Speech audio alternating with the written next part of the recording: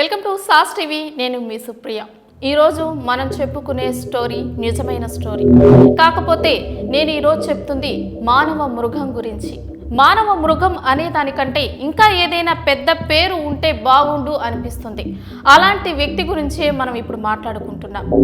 వృత్తిరీత్యా వైద్యం చేస్తున్నాడు. అతను ఒక డాక్టర్ అయినప్పటికీ ఆ డాక్టర్ వృత్తికి అతను సరిపడడు. అలాంటి వ్యక్తి గురించి మనం ఈరోజు తెలుసుకుంటున్నాం.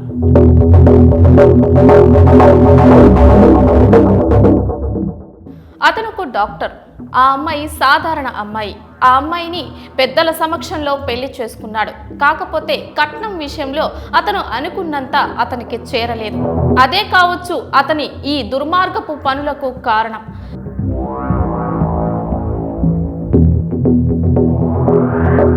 వారికి పెళ్ళై 2 సంవత్సరాలు అవుతుంది. వారిద్దరి మధ్య ఎటువంటి సమస్య రాలేదు. అంతా బాగానే ఉంది అనుకుంది ఆ అమ్మాయి. కానీ 2 సంవత్సరాల తర్వాతే తెలిసింది ఆ అమ్మాయి పరిస్థితి ఎలా ఉండబోతోందో. రోజు రోజుకి అతనిలో విచిత్రమైన ప్రవర్తన గమనించింది ఆ అమ్మాయి. ఆ అమ్మాయి అందంగా ఉంటుంది. ఎటువంటి సమస్యలు కూడా ఆమె నుంచి లేవు. చాలా చక్కగా ఇంట్లో అన్ని పనులు చేస్తుంది. ఏ రకంగా కూడా ఎప్పుడు ఒక్క మాట కూడా తిరిగి చెప్పనటువంటి వ్యక్తిత్వం గల అమ్మాయి. అటువంటి భార్యపై రోజు రోజుకు వికృత చేష్టలు చేస్తున్నాడు ఆ వ్యక్తి. ఒకరోజు ఏకంగా తనని కొట్టి హింసించి నరక యాతన చూపించాడు. తనకి ఏం అర్థం కావటం లేదు. తన భర్త ఎందుకు తనతో ఇలా ప్రవర్తిస్తున్నాడో ఆమెకి ఏమాత్రం అర్థం కావటం లేదు. ఏ కారణం చెప్పకుండా అకారణంగా తనను కొట్టడం మొదలుపెట్టాడు. ఒకరోజు ఆఫీస్ నుంచి రాగానే ఏదైనా పెట్టమని అడిగాడు. ఆమె అన్నీ చేసి పెట్టి చక్కగా అతని ముందు పెట్టడంతో అది తిని ఇంత చండాలంగా చేశావేంటి అని ఆ ప్లేట్లన్నిటినీ ఆమె మొహంపై విసిరేశాడు. ఆ దెబ్బలు తట్టుకోలేక అల్లాడిపోయింది. రూమ్లోకి వెళ్ళి ఏడవడం మొదలుపెట్టింది. ఇంకా ఎంతసేపు ఇలా ఏడుస్తా ఉంటూ ఇంకా ఆమెని కొట్టడం మొదలుపెట్టాడు. తర్వాత రోజు అతను లేటుగా రావడం వల్ల ఆమె ముందుగానే తినేసింది. అది అతనికి నచ్చలేదు. రాగానే అన్నం తిన్నావా అని అడిగాడు. ఎంతో ప్రేమగా భర్త అడగడంతో తినేశానండి, మీరు వచ్చేసరికి లేట్ అవుతుంది అనుకున్నాను, అందుకనే నేను ముందే తినేశాను అని చెప్పింది. మీరు రండి మీకు వడ్డిస్తాను అని చెప్పింది భార్య. కానీ అతనికి బాగా కోపం వచ్చేసింది. ఆ కోపంతో ఆమెను కొట్టడం మొదలుపెట్టాడు. తనకేం అర్థం కాలేదు, ఎందుకు కొడుతున్నాడో. నేను రాకముందే నువ్వు ఎలా తింటావు అని ఆమెను అరవడం మొదలుపెట్టాడు. తర్వాత రోజు తన ప్రవర్తన ఇంకా భయంకరంగా ఉంది. నేను రాకుండానే నువ్వు తిన్నావు కదా, ఈరోజు నీ పరిస్థితి ఎలా ఉంటుందో చూడు అంటూ వారింట్లో ఉండే కుక్క తినే ప్లేట్లో అన్నం తీసుకొచ్చి పెట్టాడు. ఆ అన్నాన్ని తినమని బలవంతం పెట్టాడు.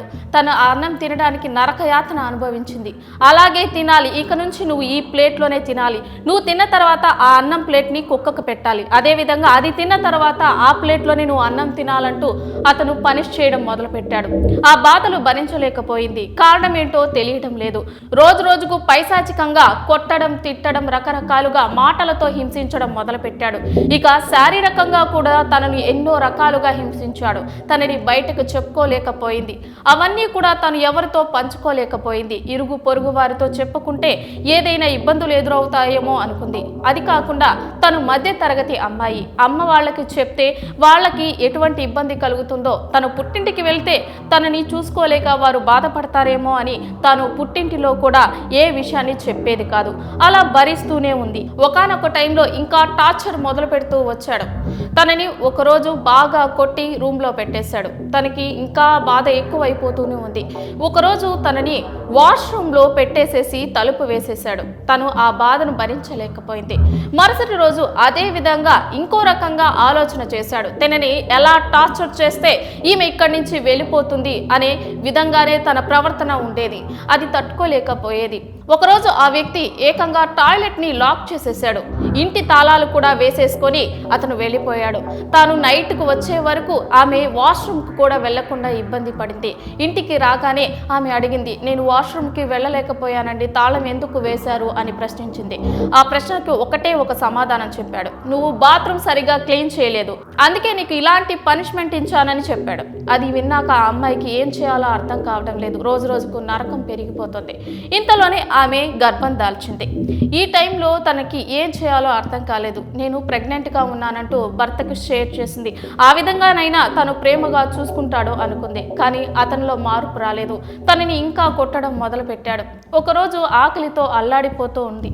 ఈ బాధలన్నీ భరించలేకపోతోంది. తను కొట్టడం మొదలు పెడుతూనే ఉన్నాడు. పొద్దున్న నుంచి రాత్రి దాకా సెలవు పెట్టి మరీ తనను కొట్టేవాడు. అలా ప్రవర్తిస్తున్నప్పుడు తను పుట్టింటికి వెళ్దామని ఆలోచన చేసింది. అదే విధంగా పుట్టింటికి వెళ్ళిన తర్వాత వాళ్ళ అమ్మ ఒకటి గమనించింది. ఆమె ఒంటి నిండా గాయాలు, ఎక్కడ చూసినా రక్తపు మరకలు కనిపిస్తున్నాయి. ఎందుకు ఇలా ఉందో అని ఆమెను అడిగింది. ఏం లేదమ్మా, ఒక్కోసారి అవి ఇవి జరుగుతూ ఉంటాయి కదా, అదేం లేదు, అంతా బాగుంది అని చెప్పింది. కానీ తల్లికి మాత్రం అది చూస్తే చాలా బాధ అనిపించింది. ఏదో అనుమానం కలిగింది. సరే అని చెప్పేసి తల్లి ఆమెకు ఒక మాట చెప్పింది. మేము కొంత డబ్బు ఇస్తాము, అది తీసుకెళ్ళి మీ ఇంట్లో వాళ్ళకి ఇవ్వు అని చెప్పింది తల్లి. అదే విధంగా ఆమె ఆ డబ్బు తీసుకొని పుట్టింటి నుంచి అత్తగారింటికి వచ్చింది. భర్త గుమ్మంలోనే ఒక ప్రశ్న వేశాడు.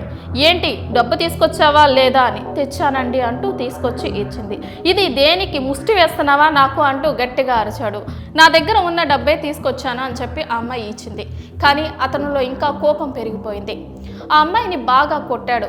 ఆమె తట్టుకోలేక ఇంట్లోనే తలుపు వేసుకొని ఆయన బయటకు వెళ్ళాక వద్దామనుకుంది. ఆ ఆలోచనతో అలాగే లోపలే ఉండిపోయింది. అతను మాత్రం దాంకొని ఆమె ఎప్పుడు బయటకు వస్తుందా అని వెయిట్ చేస్తూ ఉన్నాడు. కడుపుతో ఉన్న ఆ అమ్మాయి ఏదైనా తిందామని బయటకు వచ్చింది. ఏదైనా ఉంటుందేమో తినేద్దాము, కడుపు నింపితే బిడ్డకి ఏ సమస్య ఉండదు అని ఆలోచించింది. కానీ అతను ఏకంగా నీచానికి పాల్పడ్డాడు. కుళ్ళిపోయిన ఆహారాన్ని ప్లేట్లో పెట్టి తన యూరిన్ని ఒక బాటిల్లో పట్టి దానిని తిని తాగి ఉండమని చెప్పి ఆ అమ్మాయి ముందు పెట్టాడు. అది తట్టుకోలేక అల్లాడిపోయింది ఆ అమ్మాయి. అలాగే ఇంట్లోకి రూమ్లోకి వెళ్ళిపోయి దాంకుంది. అలా 2-3 రోజులు ఆహారం లేకుండా అలాగే ఉండడం వల్ల తనకి జ్వరం రావడం మొదలుపెట్టింది. కడుపులో ప్రాబ్లమ్స్ స్టార్ట్ అయ్యాయి. ఇక అతను ఏదో జాలి కలిగినట్లు అమ్మాయి దగ్గరికి వెళ్ళిపోయి, అమ్మాయి నువ్వెందుకు ఇలా బాధపడుతున్నావు, నేనేదో తెలియక చేసేసాను, నువ్వు బాధపడుకు అంటూ ఓదార్చాడు. అలాగే మందులు కూడా ఇస్తానని చెప్పి కొన్ని టాబ్లెట్స్ ఇచ్చాడు. అలాగే కొంచెం జ్వరం తగ్గడం మొదలుపెట్టింది. కొంతకాలం అలాగే 2-3 రోజులు గడిచిన తర్వాత నువ్వు చాలా నీరసంగా ఉన్నావు అంటున్నాడు. సరే అని చెప్పేసి ఆ అమ్మాయి అతను ఏ మందులు ఇస్తే అది వేసుకోవడం మొదలుపెట్టింది. కొంతకాలం తర్వాత ఎట్టకేలకు ఒక అమ్మాయి పుట్టింది. ఇంకా ఇతనిలో కోపం పెరుగుతూ వచ్చింది. నాకు ఆడబిడ్డ వద్దు, మగబిడ్డ కావాలి అంటూ మొదలుపెట్టాడు. టార్చర్ మరో రకంగా స్టార్ట్ చేశాడు. బిడ్డ చిన్న బిడ్డగా ఉన్నప్పుడు కూడా ఆమెను కొట్టడం మొదలుపెట్టాడు. ఆమె అంత ఇబ్బందుల్లో ఉన్నా కూడా అతను కనికరించలేదు. తనని కొట్టడమే తనకు పనిగా పెట్టుకున్నాడు. ఆ అమ్మాయి చాలా వరకు వీక్ అయిపోయింది. ఏం చేయాలో తోచడం లేదు. 3 నెలల బిడ్డను పెట్టుకొని ఏం చేయాలో అల్లాడిపోయింది. జ్వరం వచ్చేసి మంచం మీద పడిపోయింది. అతను మళ్ళీ నీకు సేవలు చేస్తా అన్నట్టుగా వచ్చాడు. తనకి ఒక ఇంజెక్షన్ చేశాడు. కానీ జ్వరం రోజు రోజుకు పెరిగిపోతోంది. తనకి అర్థం కావటం లేదు తనకి ఇలా ఎందుకు అవుతుందో అని. సరే అని ఒకరోజు బ్లడ్ శాంపిల్ ఇచ్చింది. అది విన్న తర్వాత తనకి ఏం చేయాలో అర్థం కాలేదు. తన జీవితంలో ఇలాంటి రోజు వస్తుందని ఆ అమ్మాయి ఎప్పుడూ అనుకోలేదు. అలాంటి వ్యాధి తనకు వచ్చిందని చెప్పడానికి కూడా తనకి భయం వేసింది. వెళ్ళింది వెంటనే తల్లిదండ్రులకి షేర్ చేసుకుంది ఆ విషయాన్ని. కానీ తల్లిదండ్రులు నమ్మలేదు. నీకు ఈ వ్యాధి వచ్చి ఉండదమ్మా అంటూ వారు చాలా వరకు సర్ది చెప్పారు. తర్వాత భర్త దగ్గరికి మౌనంగా వచ్చి ఏమీ తెలియనట్లుగా మౌనంగా ఉండిపోయింది. కొంతకాలం తర్వాత తనకి ఈ జబ్బు వచ్చింది అనే విషయాన్ని చెప్పాలి అనుకుంది. కానీ ఇంతలోనే అతను పాపకి ఏదో బాగాలేదు, వ్యాక్సిన్ వేయాలంటూ పాపకి కూడా ఒక ఇంజెక్షన్ చేశాడు. కొద్ది రోజుల తర్వాత పాపకి కూడా జ్వరం రావడం మొదలుపెట్టింది. ఇద్దరికి జ్వరం రావడంతో పాపని కూడా ఒకసారి టెస్ట్ చేయిద్దామని చెప్పేసి ఆ అమ్మాయి మళ్ళీ పాపను కూడా టెస్ట్ చేసింది. కానీ ఇంకా భయంకరమైన విషయం బయటపడింది. పాపకు కూడా తనకున్న జబ్బు వచ్చిందని ఆమె తెలుసుకునేసరికి ఆమె గుండెలు బద్దలైపోయాయి.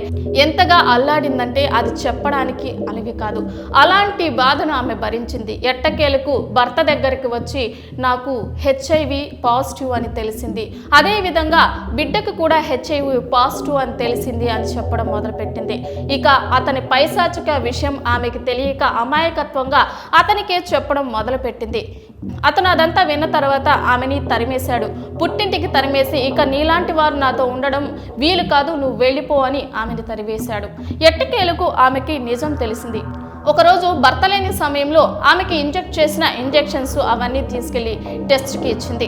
ఒక భయంకరమైన నిజం బయటకు వచ్చింది. ఒక డాక్టర్గా చేయకూడని పని ఆ వ్యక్తి చేశాడు. ఏకంగా ఒక వైరస్ని వాళ్ళలో ఇంజెక్ట్ చేశాడు. అది తల్లితో పాటు పసికందైన ఆ బిడ్డపై కూడా ఆ ప్రయోగం చేశాడు ఆ దుర్మార్గుడు. అతని మూర్ఖపు చేష్టతో పసికందు అనే జాలి కూడా లేకుండా ఇద్దరికి హెచ్ఐవి వైరస్ ని ఇంజెక్ట్ చేశాడు. వారి జీవితాలను నాశనం చేశాడు.